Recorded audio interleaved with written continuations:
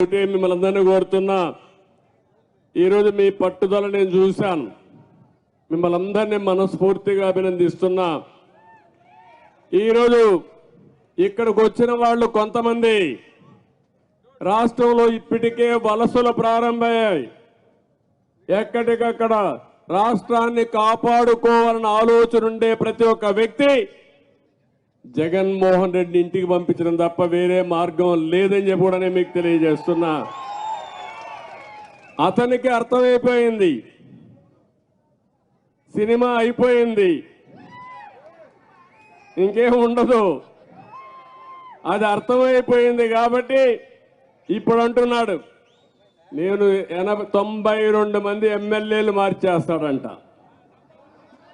మార్చేది అది ఎమ్మెల్యేలు మార్చాలా? ఎవరిని మార్చాలి? ఒక ఛాన్స్ అన్నాడు. పాపం ఒక ఛాన్స్ మన పాలిట శాపంగా మారిపోయింది. అవునా కాదా అని మిమ్మల్ని అడుగుతున్నా. ఏ ఒక్కరి జీవితాలైనా బాగున్నాయా అని మిమ్మల్ని అడుగుతున్నా. ఒక రైతు తీసుకోండి, అప్పుల పాలైపోయారా లేదా మీరు? దివాలా తీశారా లేదా మీరు? ఆత్మహత్య చేసుకుంటున్నారా లేదా మీరు? ఒక రైతు వదిలిపెట్టండి.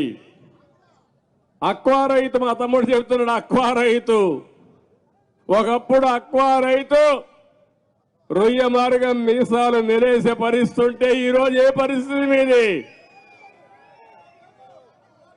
మొత్తం అక్వా కానీ హార్టికల్చర్ కానీ ఆదాయం వచ్చే పంటలు నేర్పిస్తే వాళ్ళందరినీ ఎట్ట చితగొట్టాలో చితగొట్టాడు ఈ జగన్మోహన్ రెడ్డి. ఏమనాలో నాకైతే అర్థం కావడం లేదు.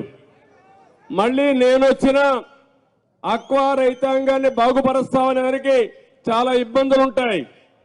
ఎందుకంటే ప్రపంచం మొత్తం మార్కెట్ ఎస్టాబ్లిష్ చేశాం. అమెరికా దగ్గర నుంచి అన్ని దేశాల్లో ఆంధ్రప్రదేశ్ చేపలు రొయ్యలు తినేవాళ్ళు. ఇప్పుడు ఎప్పుడైతే జగన్మోహన్ రెడ్డి పుణ్యం కట్టుకున్నాడో వేరే దేశాలు అభివృద్ధి చేసి ఆ మార్కెట్ వాళ్ళు ఆక్యుపై చేసుకున్నారు. రేపు రాబోయే రోజుల్లో మార్కెట్ కూడా కష్టం ఉండే పరిస్థితి వస్తుంది. నేను ఒకే విషయం మీరు గుర్తుపెట్టుకోవాలి. ఒక వ్యక్తి ప్రభుత్వ విధానాల వల్ల మీ జీవితాల్లో వెలుగు తీసుకొచ్చే అవకాశం ఉంటుంది. ఒక వ్యక్తి ప్రభుత్వ విధానాల వల్ల వ్యవస్థలను సర్వనాశనం చేస్తే మీ జీవితాలు కూడా నాశనం అయిపోయే పరిస్థితి వస్తుంది. అదే ఈ 5 సంవత్సరాలు జరిగిందని చెప్పి కూడా నేను మీకు తెలియజేస్తున్నా. ఇటీవల నేను చాలా దేవాలయాలకు వెళ్ళాను. మేరీ మాత దేవాలయానికి కూడా ఇక్కడ వెళ్ళాను, చర్చి కూడా వెళ్ళాను. అందరి దగ్గర పూజలు చేసిన తర్వాత నిన్న ఈరోజు మీరు చూస్తే నేను 2 యజ్ఞాలు చేశాను. ఒకటి సుదర్శన నారసింహ యోగం, 2 చండీ యాగం చేశాను. నా కోసం కాదు, ఈ రాష్ట్రంలో ఉండే ప్రజల కోసం నేను ఈ యజ్ఞాలు చేశాను. మానవ ప్రయత్నం చేస్తాం, పోరాడతాం, దేవుడు కూడా సహకరించాలి, ఆశీర్వదించాలి. అందుకే ఈ యజ్ఞాలు కూడా చేశానని చెప్పి నేను మీకు తెలియదు.